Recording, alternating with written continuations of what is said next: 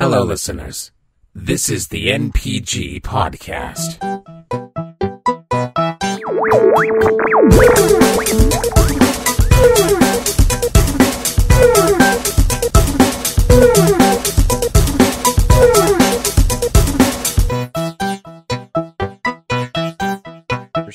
Moving on. Prepare yourselves. Okay. For 3 tales of terror. Okay. Story time. Do you guys remember in Diablo 2 Nope. when... Oh. Just kidding. Go ahead. Maybe. Go ahead. When Marius has that dream about Baal. I think it was Baal. And he wakes up and he's all shaking and stuff. And... Or maybe it was Baal who was... Whatever. And the guy's like, now you know what I seek, Marius. This is my brother. Sleep now. We set out with the dawn. That's basically who I am right now. I'm now Baal. Not Christian Baal. Damn it. Because I never be sounding like this. Was this the old white hair man? Marius was the old white-haired man. Okay. Sorry. It's been a while since I played Diablo 2. But anyways, I will take you on a trip into Terror Town. I want to go back And then in a trip time. to Pound Town. Yeah, we like to go to Pound Town. But first, You know what I'm saying? let me take you on a trip back in time. Okay. To the 1940s. Now, Mm, okay. So, here is the concept. Okay. You guys remember that show? I ask you this every episode. Beyond Belief, Fact or Fiction. Yes. Yeah, you do ask us that every time. I do. See, it's my thing. We're going to play Beyond Belief, Fact or Fiction. But I'm going to call it Inconceivable Truth or Bullshit. Ding, ding, ding. There it is right down there probably. Yep. If I press play on this live stream, it's going to save, isn't it? Were you pointing to your crotch again? Yep. Okay. Then I call bullshit. So. Ding ding. Go ahead. The following statement is true. The previous statement was false. No? Okay. No, hold on. I don't remember that whole riddle. Okay. So, If you ask him if he'll tell you the truth, I don't know. brothers and sisters, I have none. This man's father is my father's son. What is that one? God damn it, Steven. Don't give me the old, Greek ones. Give me some modern day ones with monkeys on beds or something. Monkeys on. Okay, beds. fine. 5 silly monkeys jumping on the bed. Yeah? One fell off Up and bumped his head. I heard about that. Called up the doctor. And guess what the doctor said? What he No said. Fuck up, more man. monkeys. Okay, so I'm going to give you 3 stories. And He's going to go play Persona. Yeah. So. good Lord. And then at the end, you, as a collective, Okay. have to determine if that story is true, even a kernel of truth to it, or completely fucking bullshit. Okay. I didn't eat any corn. Colonel. Yes. Oh my goodness. So, I'm down for this. This is going to be exciting. and I'm gonna get all creepy pasta for it. Okay. Oh, you son of a bitch. Number 1.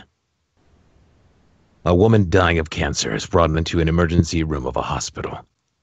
When nurses attempt to get a blood sample, toxic fumes escape from the woman's blood. Within minutes, each of the nurses that handled the blood sample and attempted to identify the strange odor coming from it began to complain of lightheadedness and lose consciousness. Some found that when they awoke, they had no control over the movement of their limbs. 23 members of the emergency room staff were found to suffer at least one symptom from being in contact with the ill patient. At least one. Investigators have spent years trying to figure out the exact cause of the poisonous gases that emanated from the woman. But with mixed results. A deadly combination of chemicals is said to have been accidentally created, the result of various medications and topical ointments. Or was it all aliens? Now, did that one really happen? Or is that bullshit? Is this collective you said, or is this one-on-one? I don't give a shit. Just Oh, well, then, if you both already know. Brian, go ahead. Was there actually a woman who came into an emergency room when we took blood samples from her? She fucking like poisoned the shit out of them. I'm gonna say yes. The answer is actually 100% yes. And all the salves and all that shit is bullshit. So it's a little bit of both. The salves and all that nonsense were actually, like, all these people were suffering from mass hysteria. They're going crazy because of this one woman who supposedly had all this crazy symptoms and stuff. So they all suffered the same exact thing. And doctors were prescribing like salves and ointments that didn't do shit, but it made them think that it did shit to calm them the fuck down. Spain, France, somewhere, some European place. 1994, actually. That's a crazy time. Southern California. Southern California. God damn, I thought that was some foreign place. No, this was a true one. So, good job, for Jonathan Frakes. Sorry, I love those crazy morbid shit stories. You ever Now, you what- ever what go to was the- Reddit Morbid Reality? No, that sounds like my alley though. Don't. No. It's like Faces of Death or something, or It's like all the horrible shit that goes on in the world that you just don't see in the news. oh, I'm totally, unfortunately, immune to that now. There you go. Now, Yes, good God. oh, there's much worse than that. Actually, your country has one, and they've had many lawsuits over them called Bescore. That's Canadian ran. And apparently American government tries to sue them every so often, but they're like, no, we're Canadian, fuck you. That sounds like us. Yeah.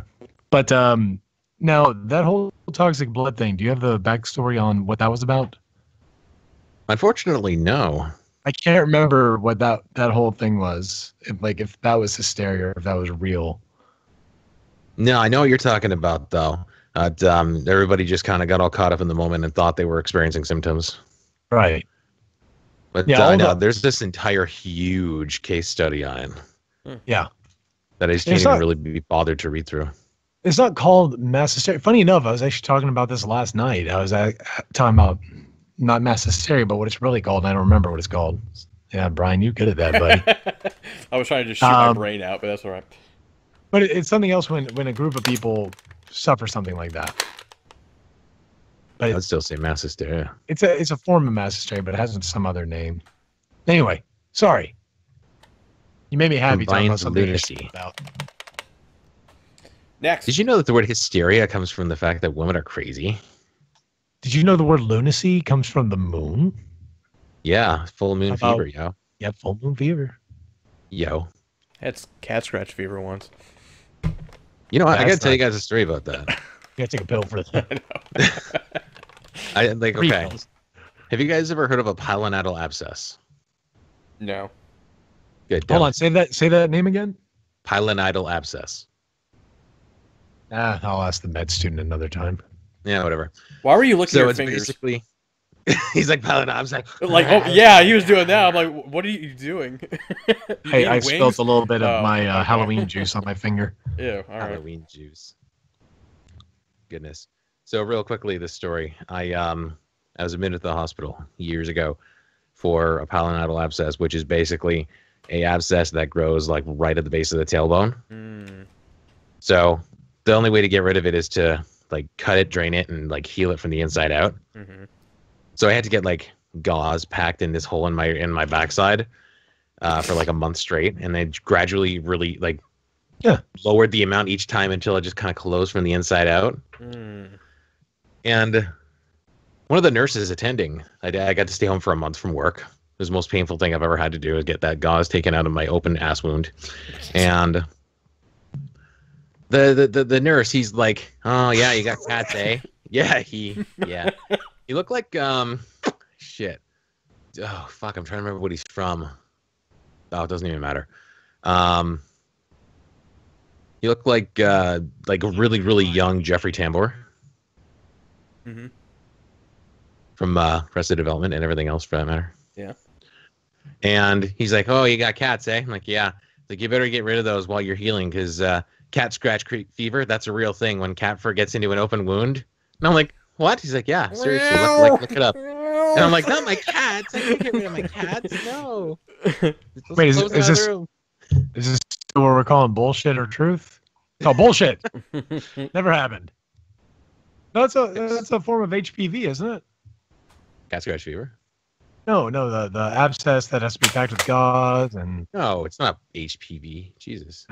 Dude, I have no idea. I'm not the med student. That's why day one. All right. It doesn't work. Moving on. Right here. Jolly good. Pip, pip. You're right. Video. Pip. All right. These are kind of not really scary, I just realized, but urban legends nonetheless. Okay. One day during a festival, a tug-of-war contest was held. There were thousands of contestants, and the stakes were like super high, like right up here, like bordering the top of the camera high. Right? Okay. As the day wore on, the final tug-of-war contest took place, and all 1,600 contestants from all teams joined in, half on each side of the rope. 1,600. 1,600. 800 people each side. Okay, great. There you go. The contest began, and both teams of about 800 people, see? Yeah, there you go. Math. Started pulling as hard as they could. Unfortunately, what those present didn't realize was that the large nylon rope was rated for less than half the total force they were exerting on it. Suddenly, the center of the nylon rope snapped, and thousands of kilos of force in the rope rebounded and tore off the left arms of both the two men at the front of each group. The men were raced to the hospital, where their arms were carefully reattached. And they lived happily ever after and opened a deli with the power of friendship. Friendship! Yay! Hooray. There goes Laura. Ask her about the abscess. Oh, what was the name of it again? Pilonidal abscess. Pilonidal? Pilonidal. Pilonidal abscess.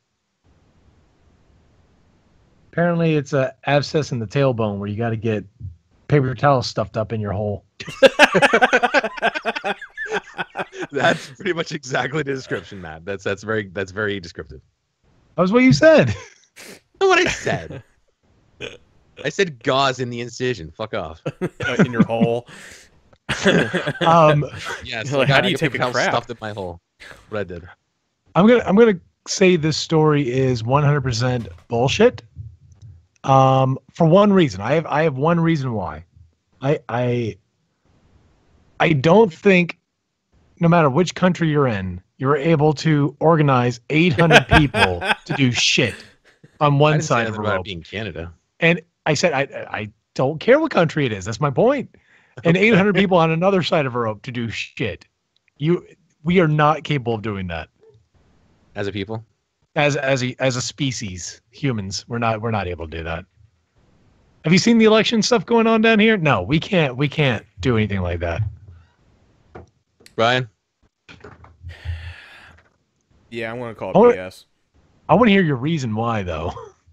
It just has nothing to do with the whole organization of the tug of war contest. I just something about it seems off as far as the physics behind it, and I don't really know why. I can't point it out, but I probably completely wrong. But I'm calling BS. I would 100% call BS on the physics of it, but I'm just trying to find a more amusing reason. If you check in the chat, I have provided a Snopes article that provides that is true. No. You said rip the arms off. That's what it said, and that's what happened.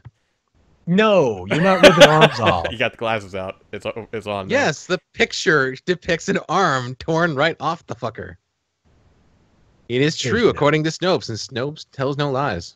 Look, it's already opening up an Internet Explorer for some unfucked up reason. I don't understand that.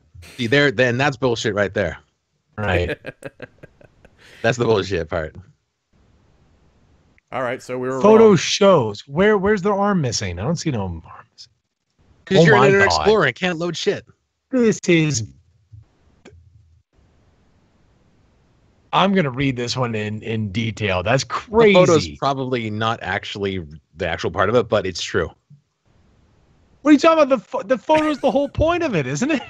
No, it's like, well, okay, this guy's like, I got this picture of somebody saying it was a guy who lost his arm in a tug of war game. So that could be an arm lost from anything. But the actual Dude, look at story that. about the tug of war game is real.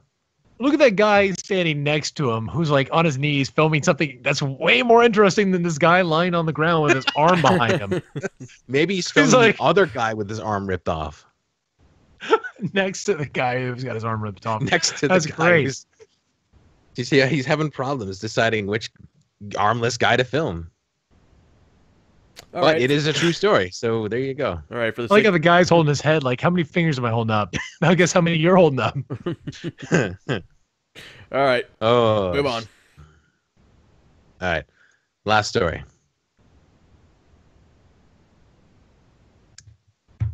Maybe you guys have heard this one before. If not, oh well. Okay. And if so, double oh well. Double O. Double O L. Lol. In the late 1980s, in Oregon, a computer game, Polybius, was rumored to have been delivered to Portland's arcades by a group of strange men who were said to be wearing all black clothing. The people who played the game said that it had weird effects on them, including nightmares and memory loss, among other complaints. Those who did play didn't play it for very long. The game only lasted a month in arcades, after which time the game disappeared along with the developers. True or false? True. I love Polybius. Sorry, I'm a conspiracy nut, so yeah, it's true. It's as far as we can tell, anyways. As far as we can tell. I Yeah. mean, as far as we can tell, it's not true. Nobody's But- proved it wrong, so You there know, go. since you're a Simpsons fan, did you ever see the episode with Polybius in the background? Maybe, but I didn't. There's an episode with Polybius as an arcade machine in the background. If you and this is more for Matt, but if you read Armada by Ernest Cline, they make mention of that at some point in the book, I believe. Now, Yeah. for anybody who's on top. listening or watching to this, and you don't know anything about Polybius, go look it up. It is like one of the craziest conspiracy theories I can think of. I love that whole thing. Yeah, I have to look back into It's- that. Like, I know of it, but I don't know all of it. There's a government ran Yeah. video game to test the Fighter pilots or something.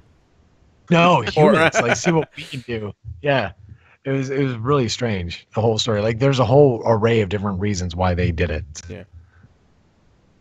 So, Cool. and you know what I was hoping you were going to tell us, Stephen, was that story that was in that book, Scary Stories to Tell in the Dark, Up. about that girl who was with her mom in France. And like she went back to the hotel and it was a different hotel inside and different room and her mom was gone and they had no record of her ever being there. I was gonna do the one with the girl who like whose parents are away and she thinks it's her dog licking her hand from under the bed. Is that one? That one's not true though, right? That's just no, this is an urban legend. It's an urban legend. Yeah. Okay. So all my stories were truth. Yeah, as far as we know. Attaboy. Yeah, here you go. Well, yeah, yeah. All right. You got me all excited talking about Polybius. What's going on, everybody? Brian here with the Nerd Theory channel and MPG podcast. If you like what you saw, please support us on Patreon at www.patreon.com/nerdtheory.